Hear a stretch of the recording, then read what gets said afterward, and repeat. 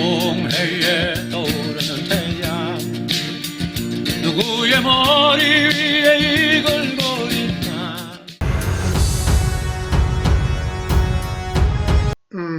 여러분 안녕하십니까.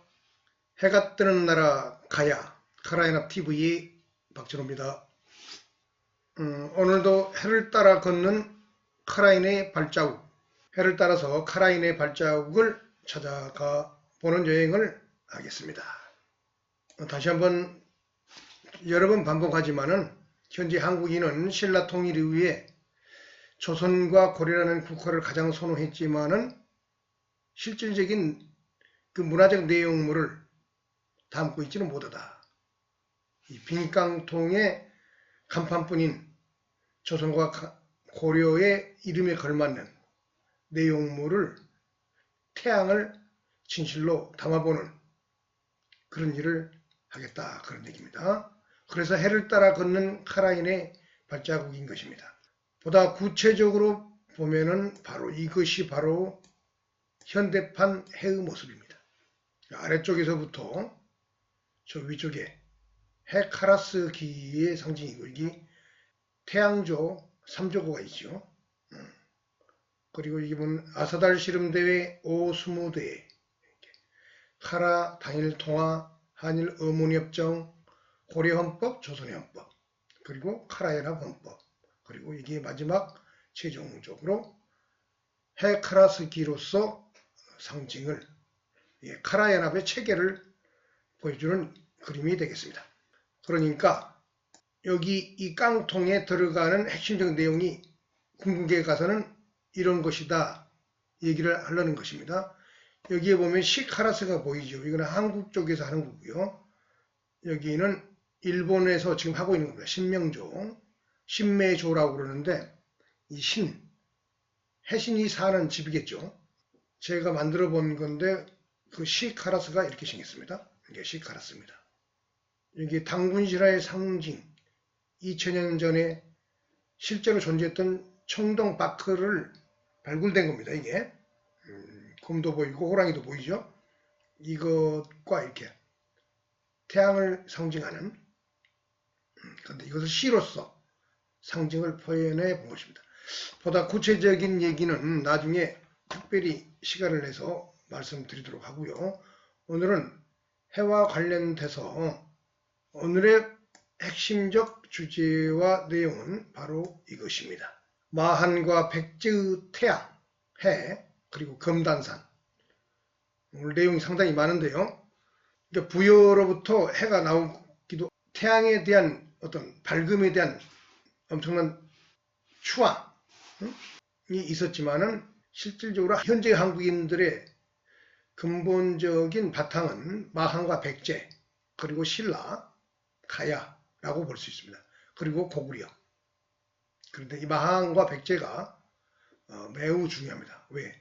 특히 백제가 부여에서 나와서 고구려와 백제, 그리고 일본 열도, 카라까지 모두 이 부여계의 태양과 관련돼서 한국인의 초기 정체성이 실질적으로 만들어진 겁니다. 그렇기 때문에 마한과 백제의 태양, 그 해를 알아보는 것은 매우 중요한 것이 되겠습니다. 오늘의 내용이 지금까지 했던 내용 중에서 해를 찾아가는 그 발자국, 그 내용 중에 가장 중요한 내용이 되겠습니다. 총 집결된 내용이 되겠습니다. 그래서 먼저 여기 보면 예군 묘지명 이렇게 써있죠.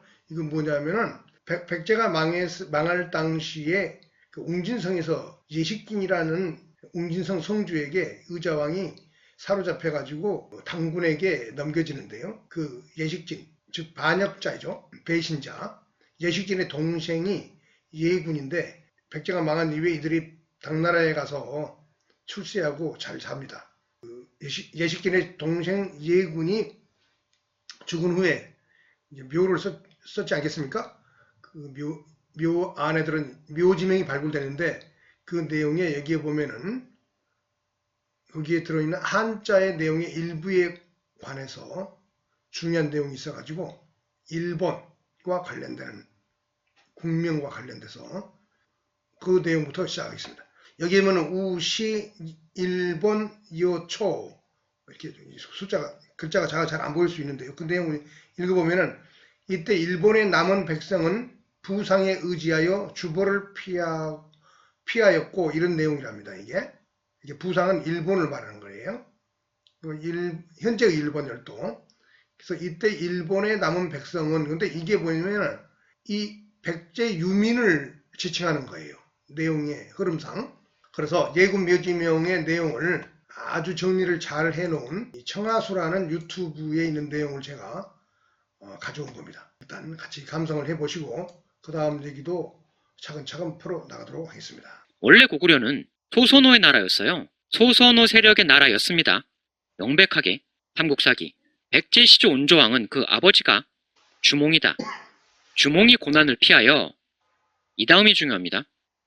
졸본부여에 이르렀는데 이 졸본은 정확히는 홀본이 맞는 거죠.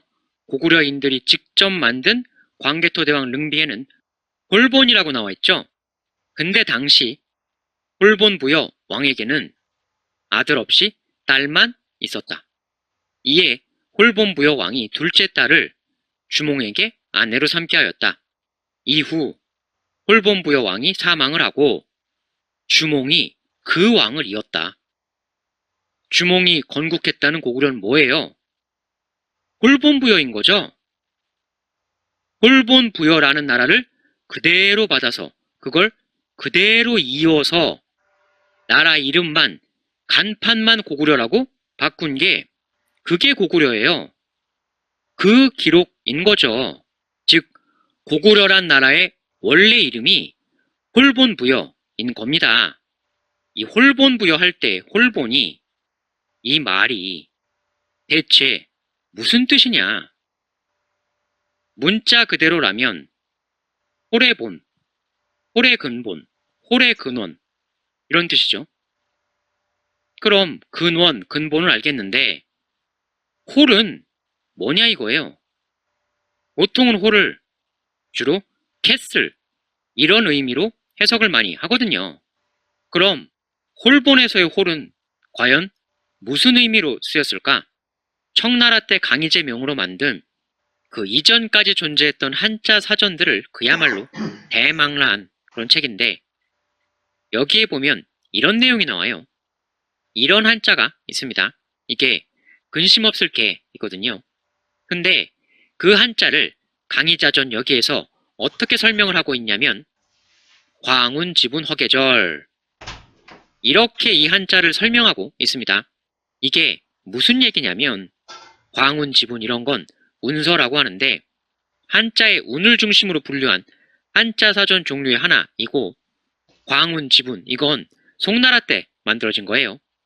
이 얘기는 바로 그 광운 지분은 이 한자의 발음이 허계절 이렇게 된다 라고 쓰고 있다 라는 얘기예요. 허계절이란 발음이다 라는 게 무슨 얘기냐? 이거는 반절법이죠. 해당 한자를 어떻게 읽어야 하냐, 어떤 소리로 읽어야 하냐를 알려주는 발음기호 역할인 거죠. 이 절 앞에 두 글자를 그 발음을 절반 합쳐서 읽으라는 거죠. 그러니까 이 한자를 허의 히읗 그리고 개의 에 각각의 반 이렇게 하면 설명하려는 해당 한자의 소리가 된다. 즉 히읗 더하기 에 그게 이 한자의 발음이다 이거예요. 그러면 이게 지금 사전을 찾으면 근심 없을 게라고 나오고 있지만 히읗 더하기 에 그때는 해라는 소리로 읽었었다는 거죠. 근데 지금 이 한자를 왜 이야기하느냐? 강희자전의 이 다음에 보면 이런 내용이 나오기 때문이에요. 지금 이 한자에 대해 설명이 더 나오는데 이런 내용이 나옵니다. 설문홀야. 설문이란 책에서는 히읗 더하기 에 해라는 소리로 읽는 이 한자를 뭐라고 했느냐? 이게 홀이다. 해 이게 홀이다. 여기서 설문이란 책은 설문해자인데 이건 한나라 때 만들어진 최초의 한자 사전으로 너무나 유명한 책이죠. 거기서는 해를 홀이다. 위서에서는 홀본을 흘승골이라고 기록을 하고 있습니다. 흘승골과 홀본은 같은 곳이다. 삼국유사를 보면 기원전 59년 이때 하늘에 천재가 5마리 용이 끄는 수레를 타고 흘승골에 내려와서 호흡을 정하고 왕을 일컬으며 스스로의 이름을 해모수라 하였다. 이렇게 정사사서에서도 홀본과 흘승골을 같은 명칭이다 라고 기록을 하고 있죠. 홀본 즉 일본인 거죠. 일본인 겁니다. 고구려는 원래 태양이 떠오르는 나라였던 거예요. 원래 일본 부여란 나라의 지배층이었던 일본 부여 사람들이 이 유리에게 왕을 빼앗기고 그 일본인들은 남쪽으로 떠나게 되었다. 이동해서 거기서 새로운 나라를 만들었다. 그게 백제다. 근데 그 일본 사람들의 나라 백제는 660에 당나라에게 패배를 했지만 바로 그 자녀 세력들이 이 금성문에 나온 대로 부상으로 즉 지금의 일본 열도 쪽으로 이동하여 남은 본인들의 세력을 이어나갔다. 자, 어떻습니까? 대단히 놀라운 얘기죠. 현재 일본 열대 일본이라는 국호가 본래 고구려와 백제가 출발했던 절본부여, 즉 홀본부여에서 비롯되었다. 홀본이 바로 일본이라는 뜻이다. 그것이 예군 묘지명에 분명히 노출되고 있다는 것. 과학적이고 합리적인 설명이었습니다. 이 진실을 우리가 덮을 수 있을까요? 저는 결코 그렇고 싶지 않습니다. 다음으로 이게 해가는 길 엄자 바위에 관련된 내용에 대해서 오순재 교수님의 강의를 잠시 들어보세요. 내용에 보면은 이게 주목할 부분이 여기 보면은 이게 일자인데요. 이게 해가는 길 합치면 엄자랍니다. 이게 잘못 해놓은 겁니다. 그리고 검단산을 하남시에 있는 검단산을 일문산이라고 불렀다. 그리고 남한산성 있는 그 산이 남한산이 일장산이었다. 이게 다 해가 들어가죠. 해일자. 그 내용을 오순재 교수의 강의를 직접 들어보도록 하겠습니다. 주셨어요. 그리고 제일 중요한 게 뭐냐? 북쪽 능선부에서 동북쪽 해가는 길 엄자, 이게 한 글자입니다. 이게 잘못 썼네. 이게 날일자인데 이 해가는 길 엄자라는 바위를 찾았어요. 근데 이게 왜 중요하냐? 자, 한번 봅시다. 이게 초석이죠. 지금 아마 이거 없어졌을 것 같아. 근데 여기 보세요. 이게 엄자예요. 이게 날일자죠. 이렇게. 그리고 여기 입구자 2개. 이렇게 돼 있어요. 근데 여기서 제일 특이한 게 뭐냐면 요 글자입니다. 여기. 이렇게 돼 있거든요.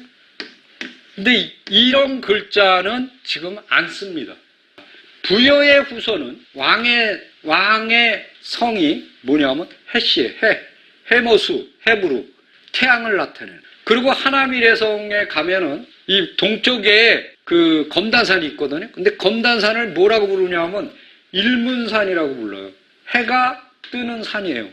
해가 뜨는 산. 그 남쪽에는 뭐라고 되어 있냐면 해가 길게 비치는 산.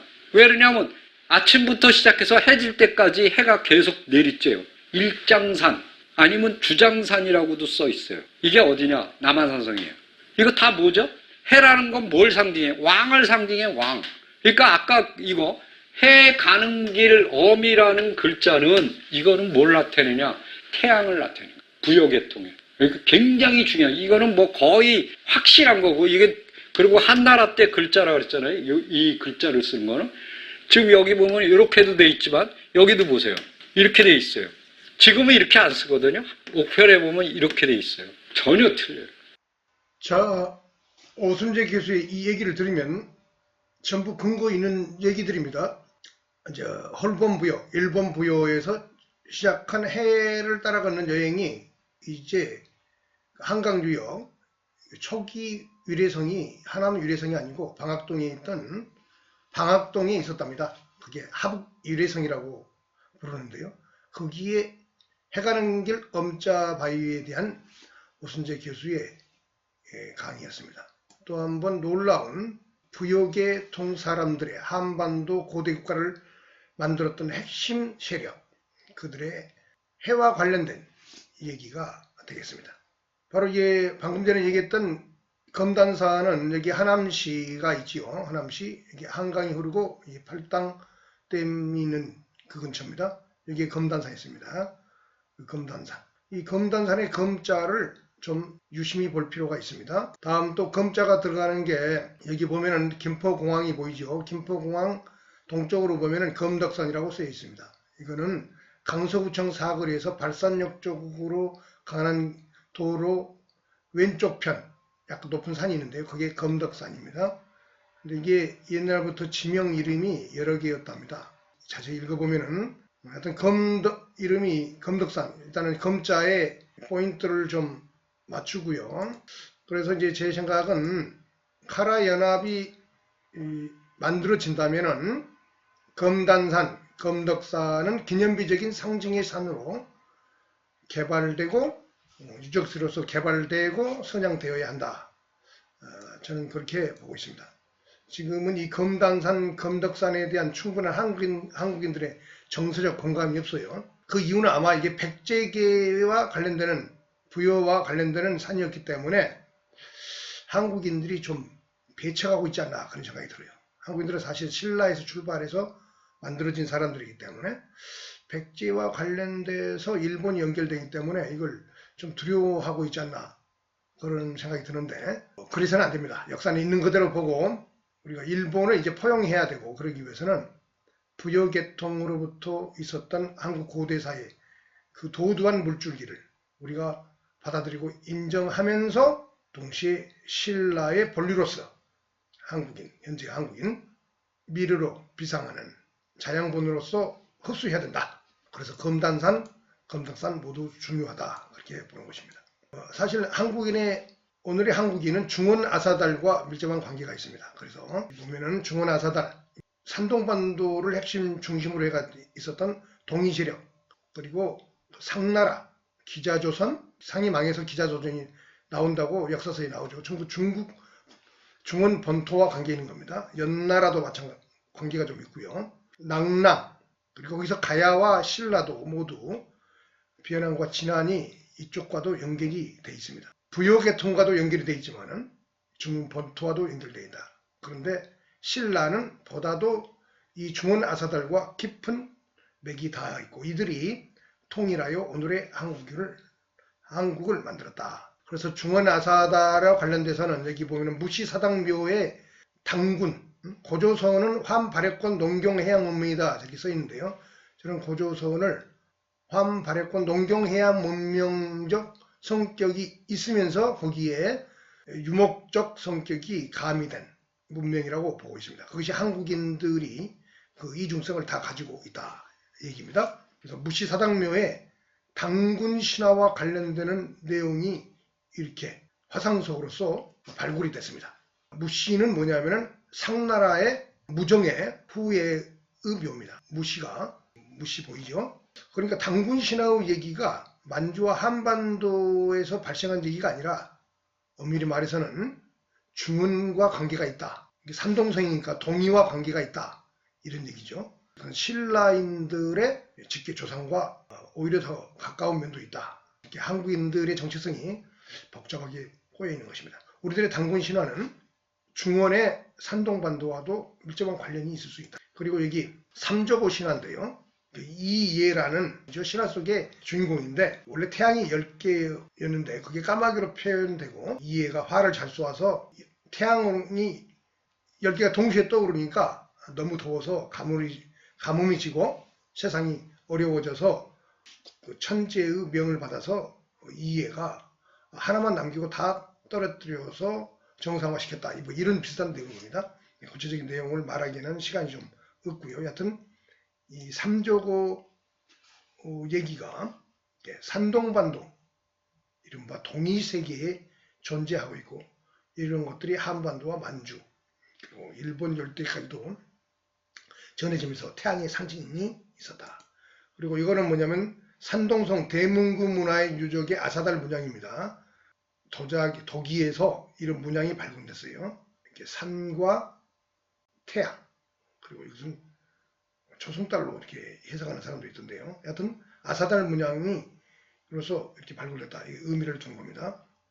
오늘의 얘기는 진안에서도 해에 관련된 얘기가 있죠. 진안은 신라가 경상북도 지역을 완전히 장악하기 전에 연호랑 세원여 포항 지역에 금기국이라는 나라가 있었는데 그 금기국의 왕과 왕비가 바로 연호랑과 세원여였다고 그럽니다. 여기 보면 오가 들어 까마귀 오자, 그리고 일본으로 가서 왕이 되었다는 얘기. 그러니까 사르국에게 망해가지고 일본으로 도망가서 왕이 되었다는 얘기로 봐야겠지요. 거기에 이 오 까마귀 오자 이게 전부 태양과 관련되는 얘기입니다. 그래서 상, 그리고 기자조선, 연, 그리고 낙랑 세력이 신라가 되는데 이 신라가 결국은 서기 7세기에 삼국을 통일하기 때문에 한마디로 그것은 역전 드라마였다 이렇게 볼 수 있습니다. 사실은 소수파가 다수파를 뒤집어 엎은 거죠. 그러니까 이 고구려 5세기 때 고구려 정성기 때의 동북아시아의 지도인데요. 고구려가 보이고 이 백제 신라가 보입니다. 이 신라가 이렇게 불리한 위치와 여건에 있었는데 이걸 사실은 다 뒤집어 엎고 오늘의 한국인들의 본류로 등장하게 된 겁니다. 여기 보면 신라의 통일은 뭐냐? 기자조선 낙랑군 세력의 최종 패권 장악으로 해석할 수 있습니다. 중원 아사달 세력의 한반도 장악이다 이렇게 볼 수 있는 것이죠. 그래서 한국인들이 현재 나, 너 하는 인칭대명사, 이것저것 하는 지시대명사, 그리고 추석, 설과 관련되는 세시풍속, 그 외에도 일부 조사가 중국과 일치합니다. 근데 문법의 성격은 중국어하고는 아주 다르죠. 중국어 중화권에도 한국인과 문법적으로 유사한 세력이 존재합니다. 그게 묘적입니다. 한국인들의 언어의 근본적 뿌리가 한국에서만 형성된 게 아니고 중국 본토에서도 이미 어떤 세력이 있었다 이렇게 볼 수 있습니다. 그래서 아마 제가 보기에는 해상 문명 세력의 인도 드라비다 계통의 북상과 산동반도를 중심으로 한 중원의 장악이 있지 않았을까 그렇게 봅니다. 그 연장선상에서 한반도와 만주의 이 세력도 오늘의 한국어를 쓰는 이 사람들도 밀접한 관계가 있다. 그렇기 때문에 문법적으로 유사하고 인칭대명사와 지시대명사가 상호 유사하고 통하지 않을까 이렇게 우리가 금방 이해할 수 있는 것입니다. 그러면 신라가 역전 드라마에 의해서 다 망가뜨린 이 세력은 어디로 가느냐? 일본 열도로 가서 그 한을 가지고 그 지정항에서 임나일본부라는 현재 한국인의 입장에서는 좀 터무니없는 얘기를 만들어냅니다. 그러나 그 심리적인 저변은 뭐냐?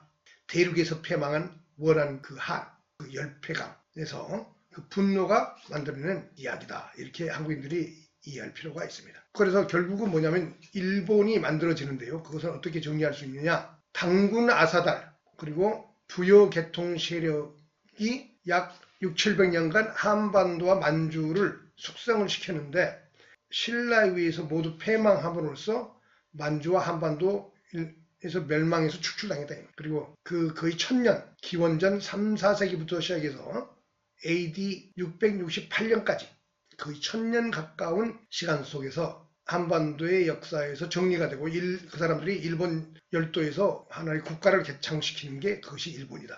그런데 그 일본이라는 국호는 앞서 봤듯이 홀본 부여할 때 그 홀본이 바로 일본의 뜻이다.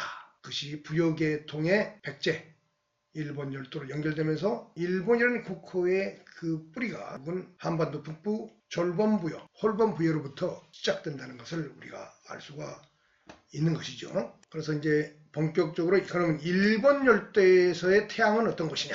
일본 열도에서의 지금까지 얘기는 한반도와 만주, 중원에 관련되는 얘기였는데 태양에 대한 내용들이 충분하게 남아있지 않기 때문에 신선한 맛은 있지만 불충분합니다. 일본어와 일본 현재의 일본 사람들이 살아가는 해에 대한 얘기를 들어보면은 한국인이 깜짝 놀랄 정도로 부여 카라 계통의 태양에 대한 숭배 의식과 그 정체성 의식이 어떤 것인가를 실감할 수가 있습니다. 일단은 그 내용을 다음 시간에 보도록 하고 오늘 얘기는 여기서 일단 락짓겠습니다. 감사합니다.